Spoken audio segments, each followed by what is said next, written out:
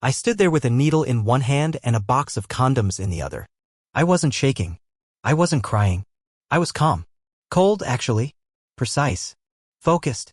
You see, my wife Jenna forced me to get a vasectomy 6 months ago. Said she was done with kids, said she couldn't risk another pregnancy, said this is best for both of us. But guess what I just found in her gym bag? A full, unopened box of rubbers. Yeah. Think about that. We don't use protection. We haven't for years. And with me snipped, we sure as hell don't need any now unless someone else does. That's when the thoughts started racing. That's when I realized I've been played. Hard. Lied to. Used. So I made holes. Tiny, perfect holes in every single one. Not to trap her. Not to hurt anyone. Just to start the game. Because this wasn't going to be a breakdown. This was going to be a setup. That's how the revenge began. Flashback to just days earlier, things seemed normal, at least on the surface. Jenna still kissed me goodbye before work. Still posted our fake happy photos on Instagram. Still gave me those dead-eyed love you's before bed. But I started noticing little cracks in the perfect image. Her phone always face down. Her gym sessions got longer. She started showering at odd hours. And the perfume, God, the perfume, like she was walking through a damn Victoria's Secret warehouse. At first, I told myself I was overthinking. That maybe she was just getting fit. That maybe I was being insecure. But that changed the moment I opened her gym bag to grab her car keys and found the pack of protection stuffed at the bottom under a towel. That was the moment I knew. And what do you do when your whole world shifts in 1 second? When you realize the woman you built your life with has been building something else behind your back. You don't cry. You get smart. You get dangerous. This wasn't just about cheating. This was betrayal on a level I couldn't even process yet. So I started planning quietly, carefully. She thought she was clever, but she had no idea who she was dealing with. 2 days after I found the rubbers in Jenna's bag, I stopped pretending everything was okay. I wasn't sloppy though. I smiled when she walked in. I made her coffee the way she liked it, half oat milk, 1 pump vanilla. I let her think I was still the clueless husband. That's what she wanted. That's what made this more fun. She had no idea she was under surveillance. First move? I cloned her phone. Took me 3 minutes while she was in the shower. I'm a software engineer, remember? This stuff is second nature. I mirrored her texts, her location, her call logs, everything. And it didn't take long for the pieces to start falling into place. That night, she told me she had a late yoga session. That was lie number 1. Her location pinged from a downtown hotel, the kind with LED lighting and no windows in the hallways. Yeah, I know the kind. I waited.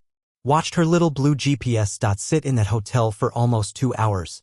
She came home just before midnight, fake sweat on her forehead and that damn vanilla perfume clinging to her like guilt. I was sitting on the couch, TV on but volume muted. She walked in, tossed her bag on the floor like nothing was wrong, and said yoga was intense tonight. I looked up, gave her a small nod, and said, yeah? You look stretched. She laughed. She actually laughed. Like I was just some clown playing house while she starred in her own porno behind my back. I wanted to scream. I wanted to ask her what room she was in, what position she hit, who she moaned for tonight. But I didn't. Because I wasn't ready yet. I needed more. Next morning, I watched her text history. A contact saved as Maddie kept popping up, but the tone? Way off. Nobody texts their girlfriend at 11:17 p.m. saying, last night was unreal. Can't stop thinking about your mouth. Yeah, Jenna? Real subtle. I started collecting screenshots. Dates. Times. The lies started to pile up like trash under a fancy rug. That's the thing about cheating, you can hide the smell for a while, but eventually it rots through the floor. 3 days later, I followed her. She left at 6:45 p.m. in her Lululemon leggings and tight gym crop top. Said she was hitting spin class.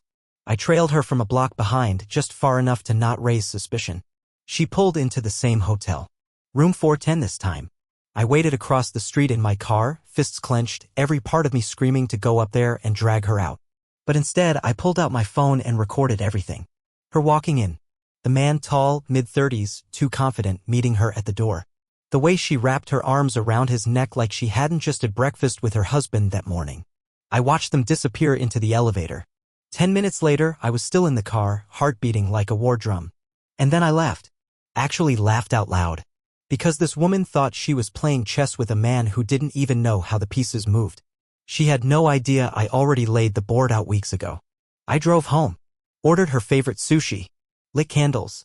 By the time she walked in, her hair still damp from a hotel shower, I had everything set like it was date night. She blinked. "What's this?" I smiled. "Just missed you." She looked surprised, maybe even a little guilty. But she smiled back and leaned in to kiss me. And that, right there? That's when I knew. She had no soul left in this marriage. The next day was a Sunday. Sunny, peaceful. One of those mornings where birds chirp like nothing's wrong in the world and all you want to do is throw a brick at them. I wasn't planning to confront Jenna that day. I wanted more evidence, more control. But something in me snapped. Maybe it was the way she hummed in the kitchen while pouring her coffee, like the guilt inside her wasn't even strong enough to dull her morning routine. Like she hadn't just been riding another man in a hotel room while I waited at home with sushi and candles. She turned to me, mug in hand, and said, "You seem quiet lately. Everything okay?" I looked up from the couch, locked eyes with her. "Yeah, everything's great, actually. Except one thing." Her smile froze a little. "What's that?" I stood up, walked over to the kitchen island, dropped my phone between us. The screen lit up with a paused video, her and lover boy outside room 410. Her arms around his neck, his hands on her waist, her face buried in his neck. "Recognize this?" She stared, blinked. Then, she smirked. No gasp, no apology, no breakdown. Just this smug little smirk, like she was caught shoplifting candy, not wrecking her entire marriage. "Wow," she said. "So you're spying on me now? You serious right now?" I snapped. "That's what you're leading with?" She crossed her arms. "You went through my phone. Followed me. That's messed up, Kyle." I laughed. Loud, bitter. "I got a vasectomy for you. You said you didn't want more kids." "You said it." "Yeah, I changed my mind." "You changed your mind?" I repeated, eyes wide. "And instead of telling me, you just go start letting some other guy shoot his shots?" She shrugged, leaning on the counter like we were having a casual debate. "You were boring, Kyle. You stopped trying. All you do is work and sleep." I needed more. I stared at her, trying to process the words coming out of her mouth. Boring? I cooked, cleaned, planned trips, gave her every ounce of attention I had. And now suddenly I'm the villain because I didn't keep up with her fantasy life? "You forced me to get surgery, Jenna. You made me sterile. You said it was for us." She sipped her coffee. Well, clearly it wasn't enough for me. Something inside me broke at that moment. And not in a tearful way, no, I went completely still. Emotionless. Like a switch had flipped. "You're disgusting," I said calmly. "You're not even trying to lie right now. You're not even pretending to be sorry." She rolled her eyes. "What, you want me to cry? Say I made a mistake? Hold your hand and beg for forgiveness?" "Honestly," I said, "that would have been better than watching you act like this is normal." She smirked again. "I always knew you were too soft for real life." I looked at her one last time. The woman I married was gone. Hell, maybe she never existed. Maybe she was just a costume Jenna wore until someone better came along. I turned, walked out of the kitchen, and went straight to the guest room. Locked the door. Sat down. Then I opened my laptop. Time for step 3 of Operation Venom. I already had her messages saved. Her location logs. Photos. Screenshots. I started creating a folder called Divorce Kit. It was going to be airtight. Because if she wanted war, she just got it. I didn't sleep that night. Not because I was heartbroken, I'd already passed that stage. No, I was wired. Focused. If her betrayal lit the fire, her attitude during the confrontation threw gasoline on it. She didn't flinch. Didn't apologize. Didn't even fake guilt. She just shrugged, blamed me, and went back to her iced coffee like she hadn't detonated a nuclear bomb in the middle of our life. So yeah, she deserved what was coming next. At 3:14 a.m. I finished setting up everything. First step of Operation Venom, I sent an anonymous email to Jenna's boss. Attached, a screenshot of her texts to her friend Maddie, who we both now know is actually Brandon, the hotel guy. One text read, "If he finds out, I'll just spin it like he's paranoid. He's so easy to manipulate when I cry." Next to it, I dropped a geotagged image of her at the hotel, timestamped during work hours. Jenna was in management at a luxury real estate firm. A reputation-based industry. The message was short and sweet. "Just thought you'd want to know how one of your executives spends her client lunch meetings. Seems like ethics are optional at your company." No signature. No trail. Second step, I filed for divorce the next morning. Quietly. Legally. No screaming. No threats. Just cold paperwork served straight to her office by a process server named Eddie, who texted me after and said, "She looked like she just got slapped by a ghost." "You're welcome, brother." I smiled for the first time in 3 days. Step 3? Hit the finances. I wasn't stupid, I'd been the one managing our accounts. And I'd noticed some weird transactions over the past few months. She'd been withdrawing cash regularly, like $200 here, $300 there. I originally thought it was shopping money. Now I knew it was affair money. I locked her joint accounts, froze the savings, canceled the credit cards and requested replacements sent to my personal P.O. box. Left just enough in her checking to pay for gas and maybe half a Starbucks. If Brandon was gonna ride her, he could damn well fund her. Later that day, Jenna finally texted me from work. Jenna, why are our cards frozen? I didn't reply. 2 hours later, she came home. This time, no smirk. No cocky attitude. Just confusion and a hint of fear behind her perfectly mascaraed eyes. She slammed her bag down. Did you freeze the accounts? I stayed calm, didn't even look up from my laptop. Yeah. Figured you'd be too busy getting railed to notice the charges anyway. Her jaw dropped. You're insane. No, I said. I'm awake now. She crossed her arms, trying to regain control. You can't do this. I already did. She started pacing like a cornered animal. You're being vindictive. This isn't you. I closed the laptop. You don't know who I am anymore, Jenna. You stopped seeing me the second you unzipped your yoga pants for Brandon. She gasped. You went through my messages? You think I needed messages to figure it out? I made you dinner while you were out cheating. I watched you walk in with hotel shampoo in your hair and lie to my face. You trained me to stop trusting you. She went silent. Not because she felt bad, because she realized the game had flipped. You're not the victim, I said. You're just mad you got caught.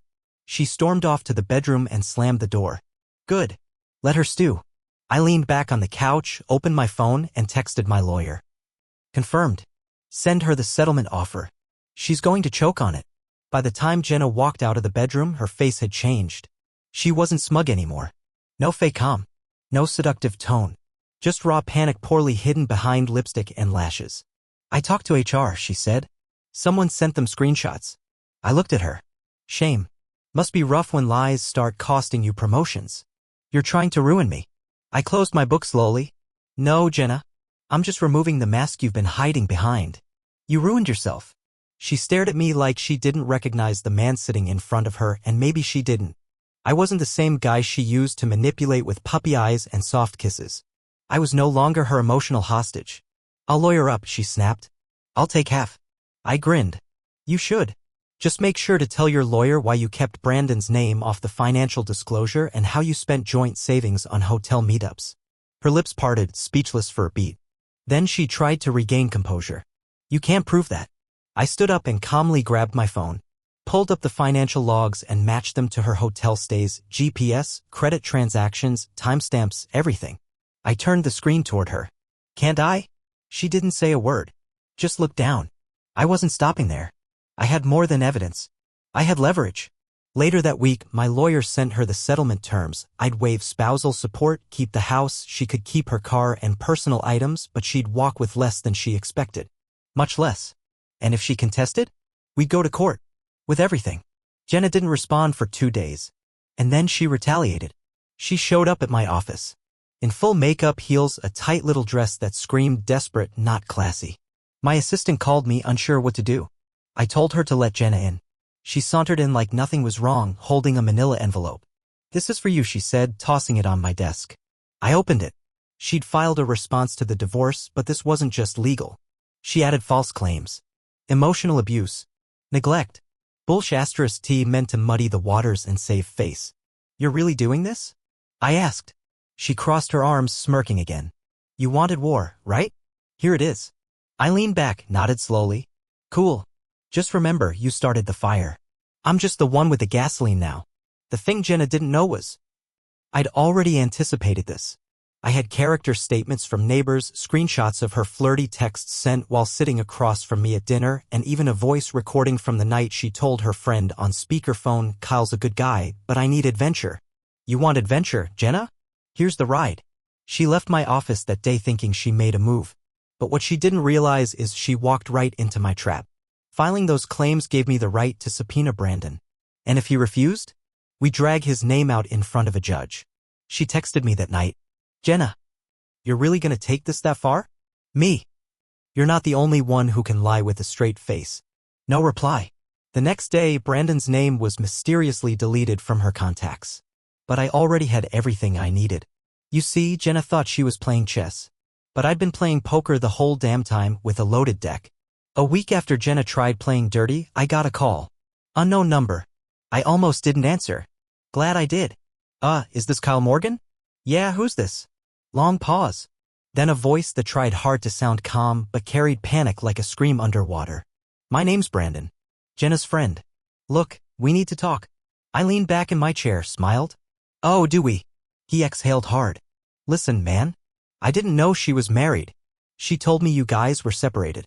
Of course she did. She also said you were abusive, controlling, cold, the usual stuff cheaters say when they need to play the victim. He hesitated. Man, I swear, I had no idea. You knew enough to meet her in hotel rooms. He didn't have a comeback for that. I let the silence hang, let him sweat for a moment before I spoke again. You want to talk? Fine. But you're going to talk to my attorney. I'll have her send you a subpoena. Wait, what? No, I don't want to be dragged into a. You already are. He begged. Said his job couldn't take a scandal. Said he had a family too. Yep, turns out the great Brandon the adventurer was married with 2 kids. Now that's the part that hit differently. Karma's got a wild sense of humor. I hung up without another word. 2 days later, Jenna came storming into the house, her eyes wide, red, manic. You called Brandon? I didn't even flinch. Nah. He called me. She looked like she couldn't breathe. He's married. His wife found out. His kids, he's losing everything. Should have thought about that before you started living like a free trial on Tinder. She stood there, shaking. You don't get it, this could ruin his life. I raised an eyebrow. Kinda like how you tried to ruin mine? Cry me a damn river, Jenna. That was the first time I saw her crack. Not the fake tears, not the manipulative drama or real panic. The world she built on lies was caving in and there wasn't a damn thing she could do to hold it up. She sat down at the table, head in her hands. I didn't want this, she said quietly. No. You just wanted everything without consequences. She whispered, I thought I loved him. And now? She looked up slowly, mascara smudged. Now I don't know who I am anymore. I stood over her, staring down at the wreckage of the woman I used to love. That makes 2 of us. I walked away, grabbed my keys, and left her there to marinate in the mess she created. The next day, her lawyer called mine. She was ready to settle. No more false claims. No more tug-of-war. Just clean terms, no alimony, no dragging it to court. She even agreed to let me keep the house. It wasn't guilt. It wasn't remorse. It was survival. Her golden life was collapsing around her. Brandon's wife filed for divorce. HR was reviewing her position. She lost 2 listings that week. People talk. And once her image cracked, the fall was fast. I didn't have to scream. I didn't have to throw punches or make threats. I just exposed the truth and it did the damage on its own. That's the part they never understand. The lie is easy. But once it unravels, it cuts deeper than any revenge you could plan. Jenna moved out quietly a few days later. No goodbye. No apology. She left behind a half-burned life. And I poured myself a whiskey, sat on the back porch, and watched the sun go down, finally feeling peace. For the first time in months, I wasn't angry. I wasn't heartbroken. I was free. For the first time in weeks, my mornings were silent again. No fake kisses. No, I'll be back after yoga. No scent of cheap hotel perfume lingering on a woman who used to promise forever. Just the sound of my own breath, black coffee, and peace. Jenna had moved out 3 days ago. She didn't take much, mostly clothes, makeup, her yoga mat, and whatever dignity she had left, which wasn't a lot. The place was quieter now, but not empty. It felt clean.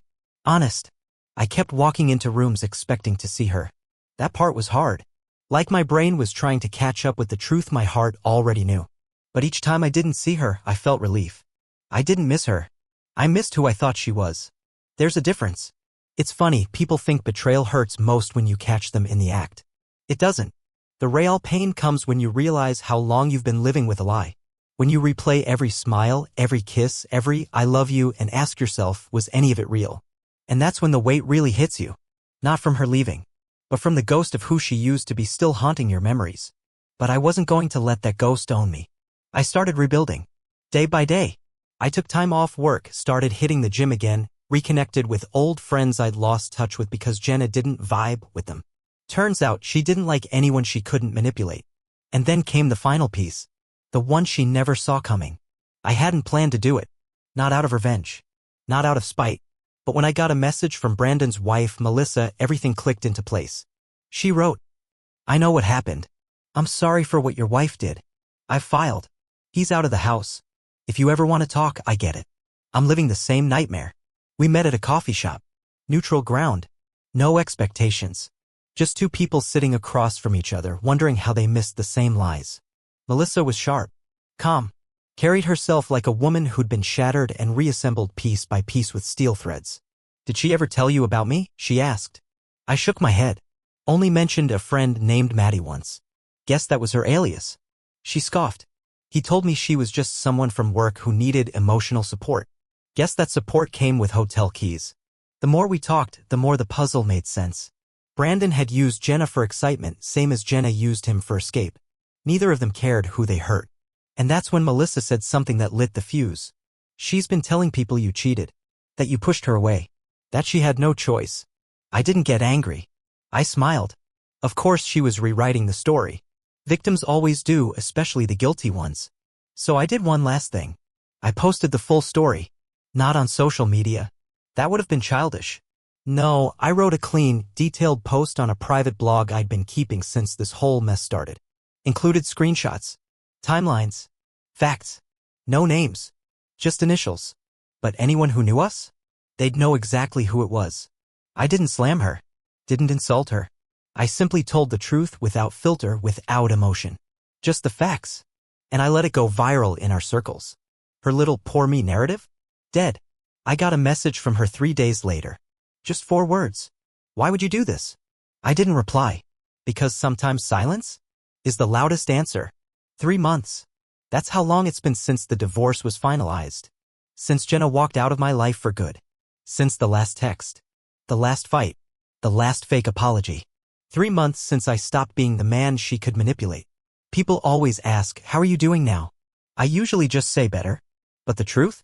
I'm different. Not broken. Not bitter. Just reprogrammed. Pain has a way of re-engineering your entire system. You stop believing in certain things. You stop waiting for closure. You stop expecting apologies from people who felt no guilt. You just start walking forward and hope your legs don't give out. But I didn't fall. I got stronger. I spent the first few weeks after the divorce rebuilding everything from scratch. Not just my daily routine, but my entire identity. When you spend years being someone's emotional crutch, their punching bag, their background character, you forget who the hell you were before them. So I made a list. Who was Kyle before Jenna? Who is Kyle now? And I realized, I like who I'm becoming. I've been waking up early again. Going to the gym. Making real food, not just whatever she wanted. My house finally feels like mine, not a showroom for her curated Instagram life. I even adopted a dog. His name's Rocket. He doesn't lie, cheat, or gaslight. He just wants walks, snacks, and to sit on my foot while I work. Simple loyalty. Something I forgot existed. Sometimes I still think about her. Not with longing, but with this strange, distant curiosity. Like watching a car crash in slow motion you walked away from without a scratch. Just wondering how the hell it even happened in the first place. She tried to contact me once more. Sent me a long email. She said she was sorry. Said she wasn't herself back then. That she made mistakes but never stopped loving me. I didn't respond. You can't fall for ghosts. You can't keep stepping back into a burning house just because you remember how warm it used to feel before the flames. But I read the message. I read it twice, actually. And you know what hit me? She never said I hurt you. She said I made mistakes. Like spilling wine on a rug. Like getting a parking ticket. Even in her apology, she skipped over the part where my heart was crushed under her heels while she moaned someone else's name in a cheap hotel. I realized in that moment she never loved me. She loved how I loved her. There's a big difference. I was her mirror. I reflected everything she wanted to see: comfort, praise, safety. And when that wasn't exciting enough, she shattered it and blamed the mirror for the cracks. Let her. Because now, I'm building something new with no more room for people like her. I've started writing more. Not just blogs, but real work. Books even. People keep asking for relationship advice, which is ironic as hell. But I guess surviving betrayal makes you an accidental expert. If I could give advice to the next guy standing in front of the same kind of hellfire, it'd be this. Don't wait for closure. Don't chase explanations. When someone shows you they can hurt you and sleep soundly after, believe them. Walk away. Let them rot in the mess they made. And heal yourself in silence. You'll rise louder than any scream.